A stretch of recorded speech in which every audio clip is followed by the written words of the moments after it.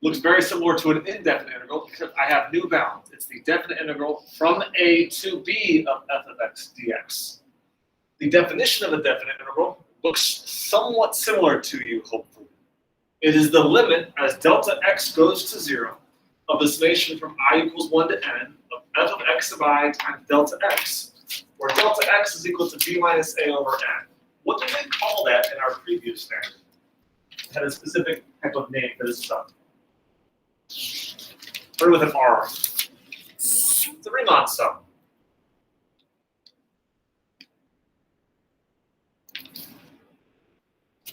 The Riemann sum evaluated the area under the curve. As I let delta x go to 0, as I let the change in x from one rectangle to the next go to 0, don't I get a better and better and better approximation of the area under the curve? Looking at this applet up on the screen, let's see an illustration of that.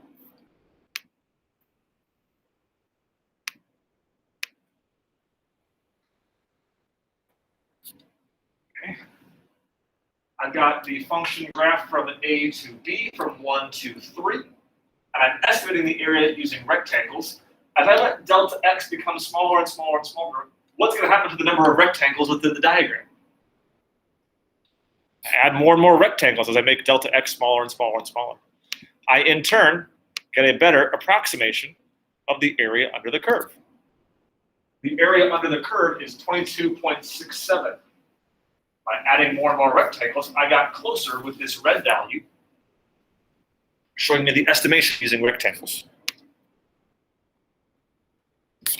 As I let delta x go to 0, as I let the width of each rectangle go smaller and smaller and smaller, I get a better approximation for the area. It's a Riemann sum that we define using this new notation called a definite integral. Without a and b, it's the antiderivative. With a and b, it's called a definite integral. And it evaluates, it's a number. The answer to a definite integral is a number. It evaluates the area under the function on the interval from a to b. Using this same applet up on the board, the area under the curve is equal to the definite integral from a to b of f of x dx. So this definite integral from 1 to 3 of function x cubed minus 2x squared plus 10 dx is given by 22.67, 22 and 2/3. What we're going to spend the next several standards doing is all different types of techniques to evaluate definite intervals. How to find the area under a curve using the shortcut rather than the long Riemann sum I had you practice in the previous standard. Thanks, Bethany. Did you all finish up? Yep. Okay. All right. So the definite integral tells us the area under the curve so long as a couple different criteria are satisfied. If our function f is both continuous and non-negative, I have to have a continuous function, obviously, otherwise I don't know what happens. It's not defined. It's not continuous. That function also can't be below the x-axis because if the definite integral is negative, if it's below the x-axis, the area is going to be negative. An area can't be negative. If my function is negative, if my function's below the x-axis, the definite integral also becomes negative. And if the definite integral gives us the area, area can't be negative. Definite integral tells me the area under the curve, so long as the entire region on our interval is above the x-axis. Was below the x-axis, it's just the exact opposite. It's just the negative of it.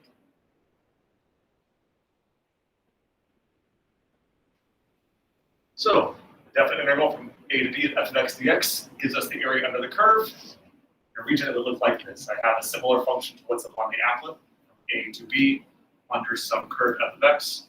That definite integral evaluates the area of that region.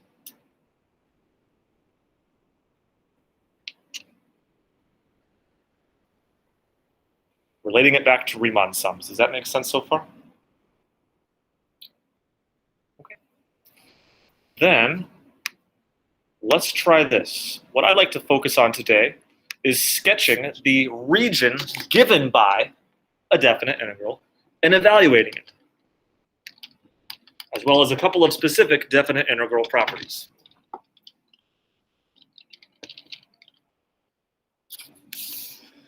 So for these first couple parts, the directions are this. Sketch the region given by each definite integral and evaluate. To evaluate means find the area under the curve that we're going to sketch by hand right now. Okay? So, part A, what is the definite integral from 1 to 3 of 4 dx? What is the definite integral of 1 to 3 of 4 dx? That 1 and 3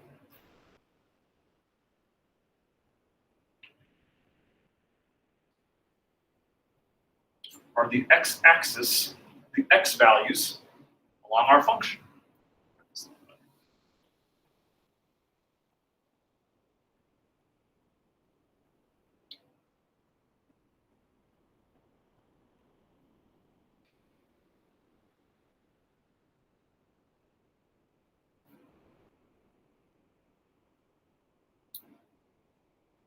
We're evaluating the function. We're finding the area under the curve. 1, 2, 3. Of the function given by 4 dx. What would that graph look like? How would I graph the line y equals 4?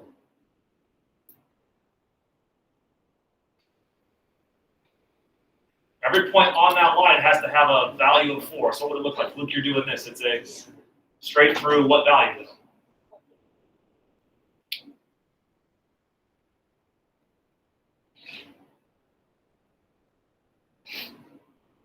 From 1 to 3, what's the area under the curve given by f of x equals 4? That's what this definite integral is going to evaluate.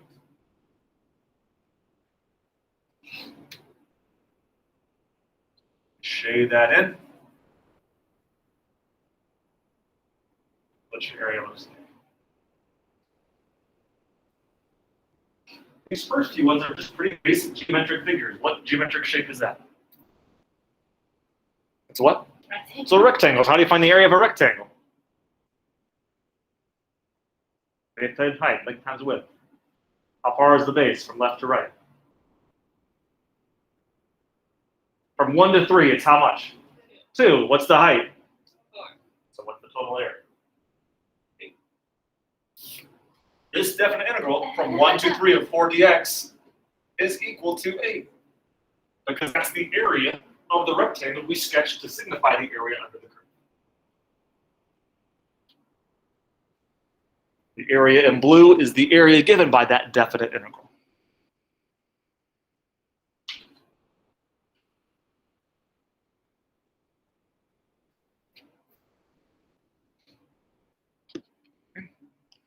Let's try another pair here. Part B. Let's evaluate the definite integral from 0 to 3 of function x plus 2 dx. We're going to find the area under the curve, f of x equals x plus 2, on the interval along the x-axis from 0 to 3. Let's sketch this and find the area given by what we've graphed.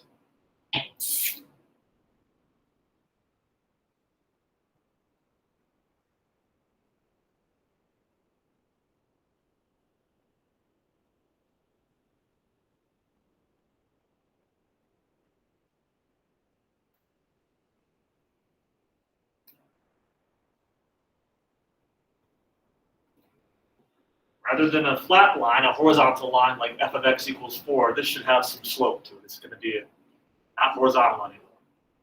So let's just plug a few numbers in. Plug in 0. What is 0 plus 2? 2. So at x equals 0, my function has a value of 2. Plug in 1. At x equals 1, what's 1 plus 2? Slope is just 1. As x changes by 1, the function adds 1 every single time. X changes by 1, y changes by 1 as well. 2 plus 2 is 4. 3 plus 2 is 5.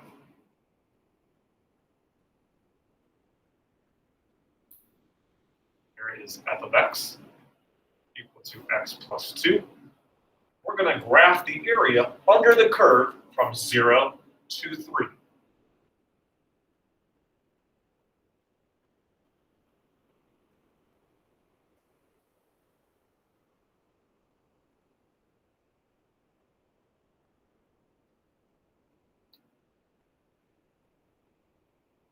And that graph so far, we've got a line now, a line with a y-intercept of 2 and a slope of 1.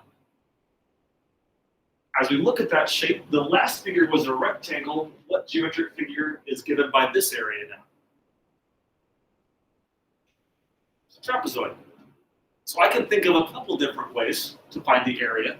If you know the formula for the area of a trapezoid, use that. But if you can't, how could I slice this up into a couple different figures?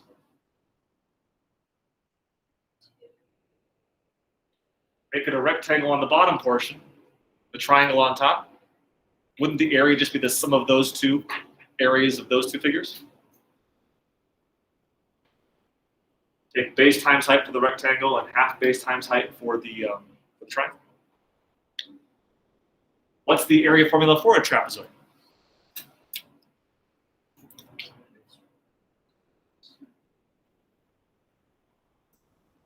I heard 1/2. What was the rest? Sum of two bases, yeah? The two bases would be the two parallel sides. Where are those at? The left and the right. So this would be a length of 2. Base 1 equals 2. The second base here on the right would have a length of 5. The height would be the distance between those two bases. It's kind of like a trapezoid, but it's lying on its back instead of how we usually orient the bases running horizontally, how the bases are running vertically. It's lying down. What's the height? Distance from left to right? 3. So 1/2 of 3 times 2 plus 5.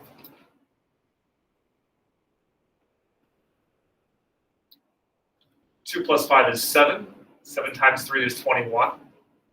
So this is 21/2 or 11.5. I'm sorry, 10.5, pardon me. 21/2 or 10.5. That definite integral would evaluate to 21/2, 10.5, because the area under the curve we sketched has an area of 21/2.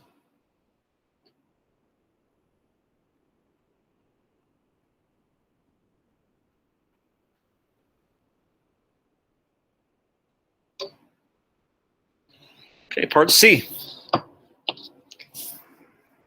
Let's sketch this region given by the definite integral of -2 to 2 of function √4 minus x squared. Sketch and evaluate the definite integral given by the definite integral of -2 to 2 of function 4 minus x squared, √4 minus x squared dx. Any thoughts what this would look like?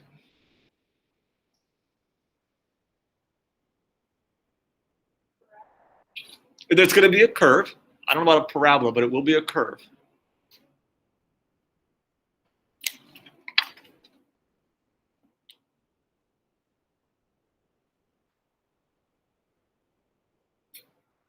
Let me give you this. X squared plus y squared equals 4. What would that be the graph of? Circle. Circle with radius of 2.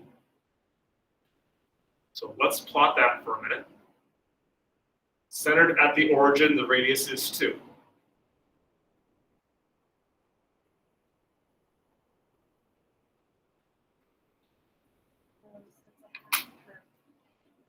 I think Caitlin's onto it now, right?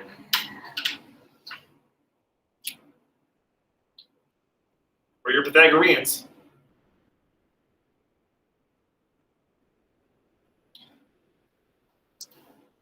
here is some distance x, here is some distance y. Every point on the curve is how far away from the origin? What's the radius of this circle? 2. x squared plus y squared equals 2 squared. X squared plus y squared equals 4.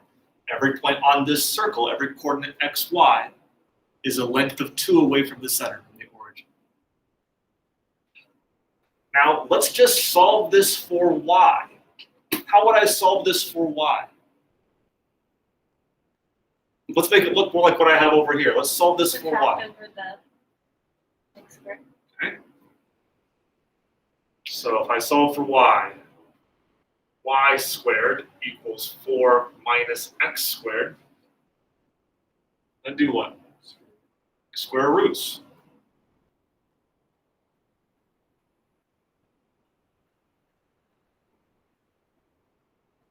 This is the positive square root. So what part of the circle does it refer to? The top portion. This is actually not a full circle.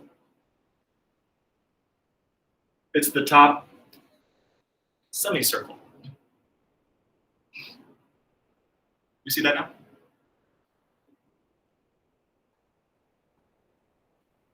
So as we sketch this, it's a semicircle centered at the origin, a radius of 2.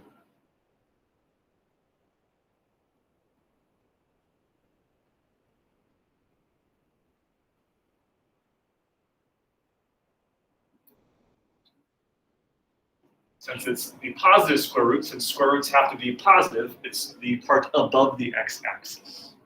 It's the part of x squared plus y squared equals 4 that's above the x-axis. It's that half of the circle. We've got a continuous non-negative region, so the definite integral should be the area shaded in blue. How do you find the area of a circle? How do you find the area of a semicircle? Half pi r squared.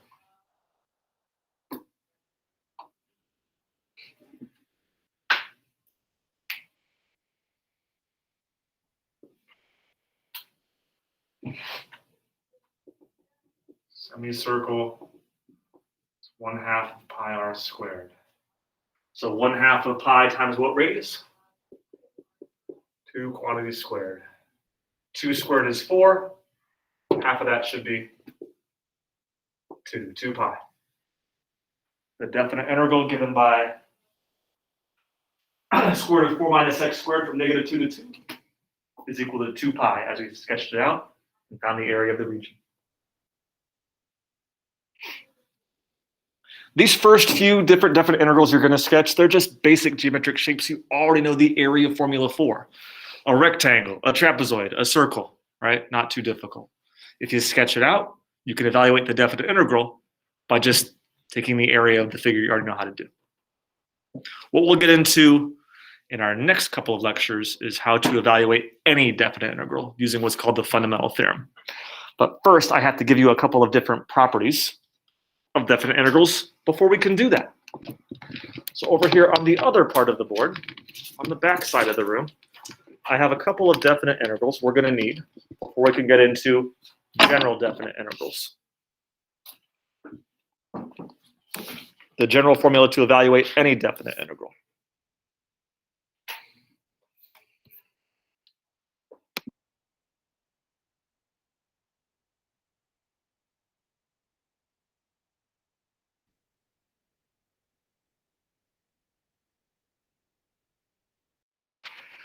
Everybody online, how we doing here?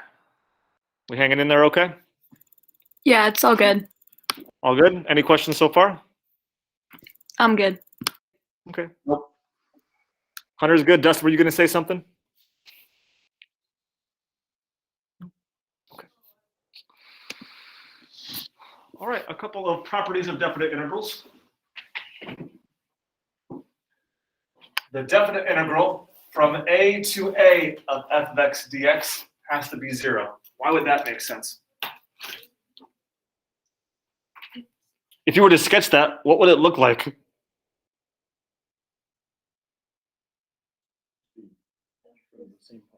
Right, it would be the area of nothing, right? I'd start and stop in the same place. So the area of nothing would be here. If the upper and lower bound are of the same value, you're finding the area of no region at all. So the definite integral has to be 0.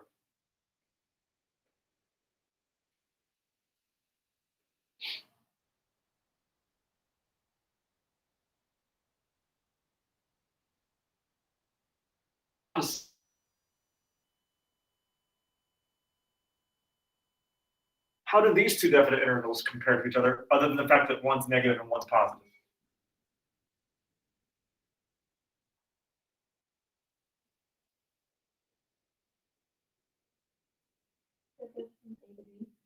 Well, one's from A to B, one's from the lower bounds and upper bounds have switched, right? B would be the right endpoint, so shouldn't the upper bound, shouldn't B be bigger than A? If B is the right endpoint, it's further to the right as I graph it on the x-axis. If the upper bound is on the bottom, isn't that backwards? So to put it in the right order, to put the lower bound on bottom, I just have to reverse this.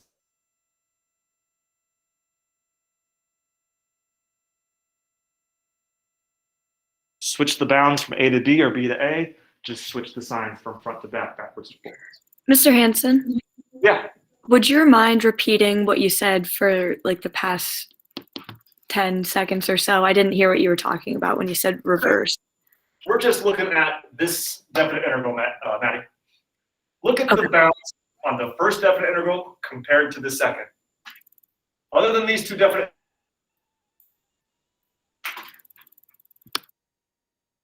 integral from B to A here, and the definite integral from A to B on the other side.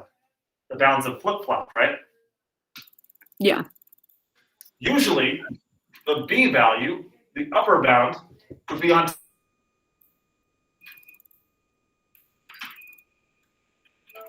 before. Why is the upper bound the larger value where the lower bound should be? It's reversed. It's the opposite of what it needs to be. I usually put the upper bound on top. It's the definite integral from A to B, not B to A. So to put those in the right order, to reverse the bounds of any definite integral,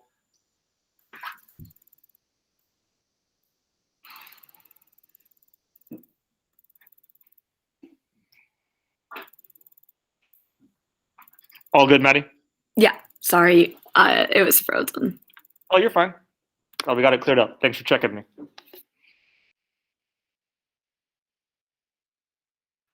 Line number 3.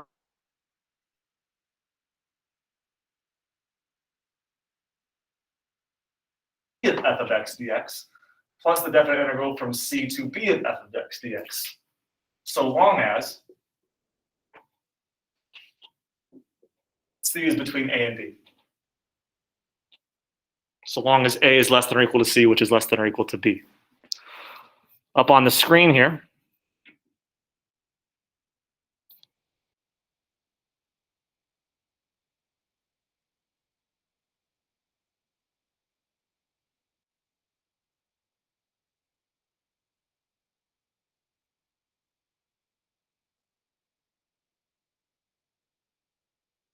we've looked at up on this applet before.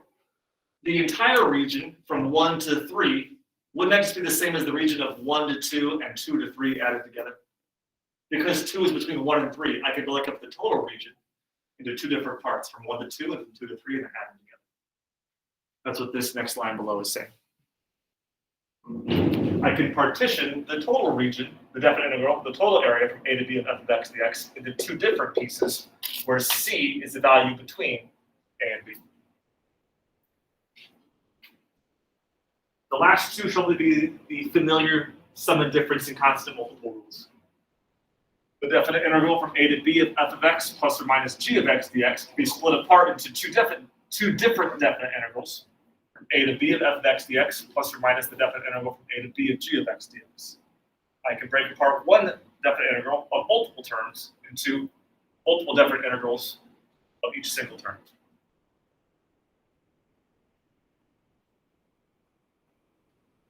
And then the last line, the constant multiple rule. Any constant times a function, I can just factor out that constant. The definite integral from a to b of constant k times f of x dx. We'll just pull out the k. bring the k out to the front. That can be written as the constant k times the definite integral from a to b of f of x dx.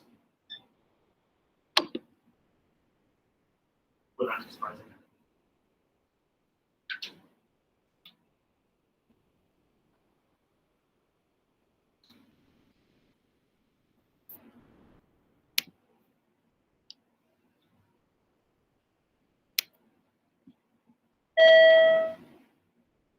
Robinson, report to the secondary office. Morgan, Robinson, please report to the secondary office.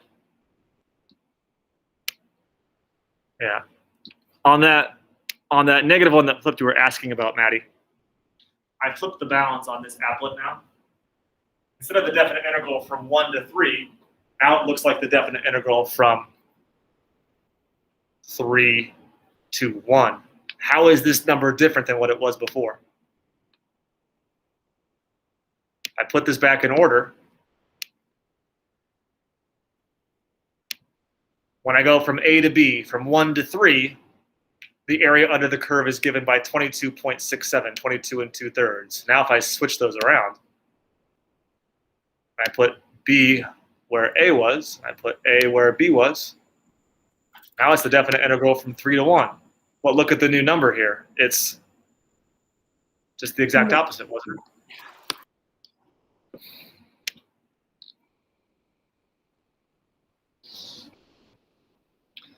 That goes back to the one you were asking about earlier. This is line number 2. Switch the bounds, switch the sign. In other words. All right, let's try some practice. Grab your laptops. Let's run through a couple of these together. I'm going to pull up the S18 practice inside Schoology. Let's just look at some of these properties off an example that I've got posted here. Off of some of your practice taken for an example.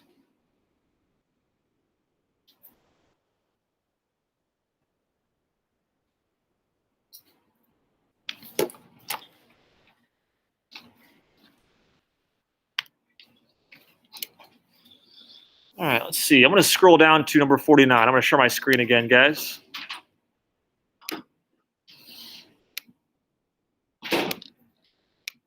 Let's do this.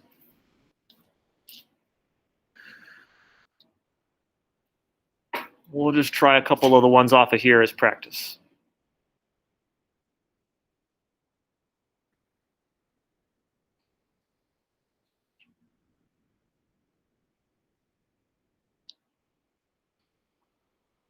I'm going to try this block from 49 to 52.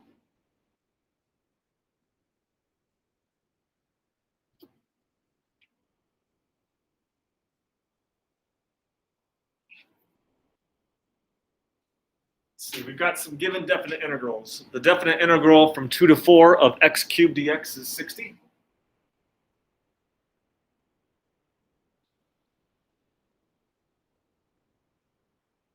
The definite integral from 2 to 4 of x dx is 6.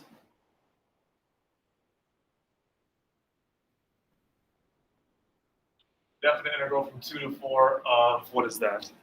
Dx is 2. On 49, they asked me to do another definite integral based off of the ones we were given. The definite integral from 4 to 2 of x dx. What do you know about this?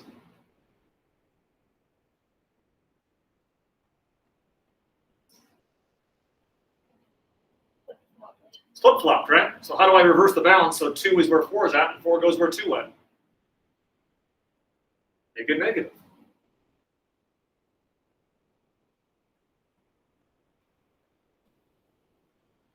We've been given this definite integral from 2 to 4 of x dx. It's equal to 6, right? So final answer is -6.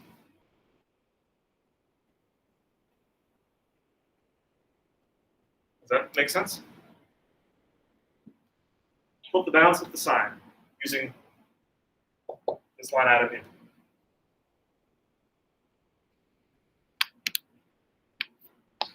Line number 50, the definite integral from 2 to 4 of 8x dx.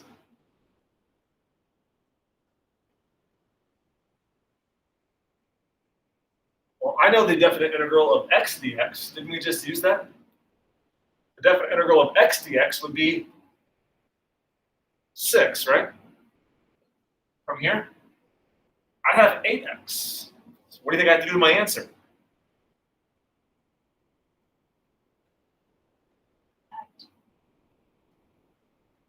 Let's factor the 8 out. Using this constant multiple rule, take out the 8, since it's just a multiplier. So what would the final definite integral be? 8 times 6. This is 6. Multiply it by 8, and 8 times 6 is 48.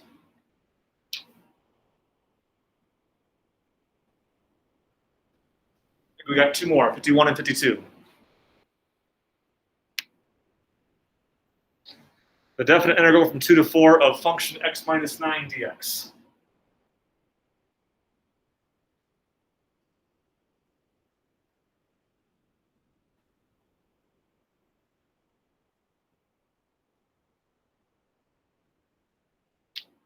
Let's break it up into 2 different terms.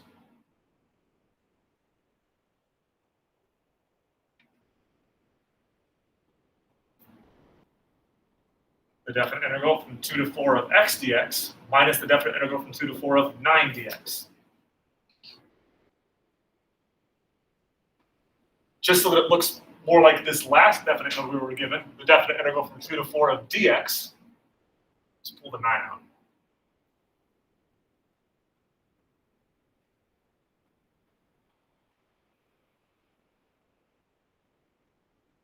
What's the first definite integral given to us as? 6.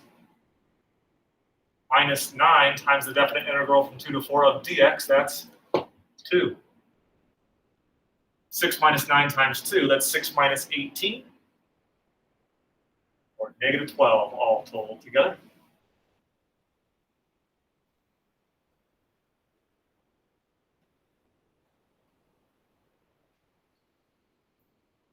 Try 52.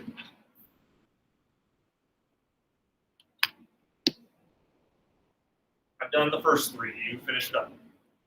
The definite integral from 2 to 4 of half x cubed. What's the rest here? Minus 3x plus 2 dx. Just forgot it. Minus 3x plus 2 dx.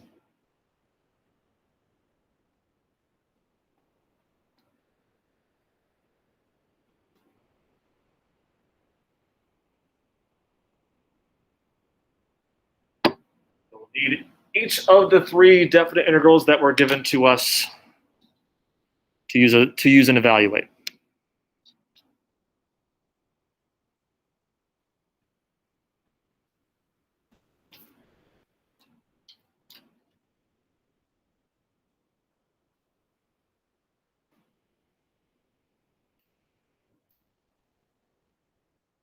Answer should just be some number. Every definite integral evaluates to a given value.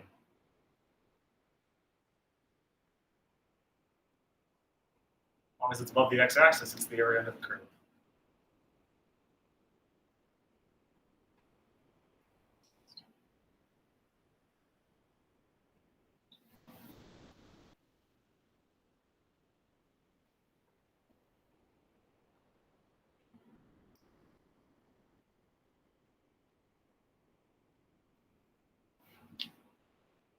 Well, the definite integral of x cubed is what?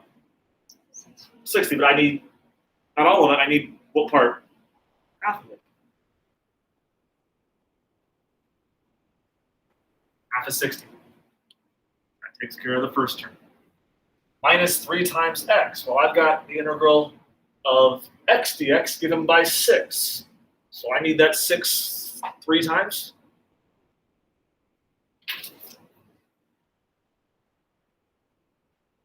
Well, let's see, plus 2 dx. The integral of dx is equal to 2, so I need that 2 twice. Plus 2 times 2.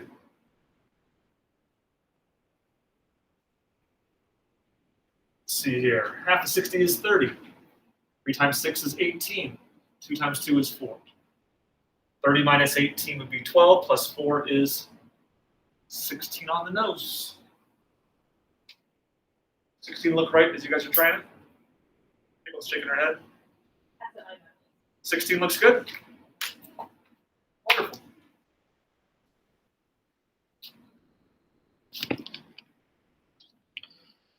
Be able to get through the rest of the practice.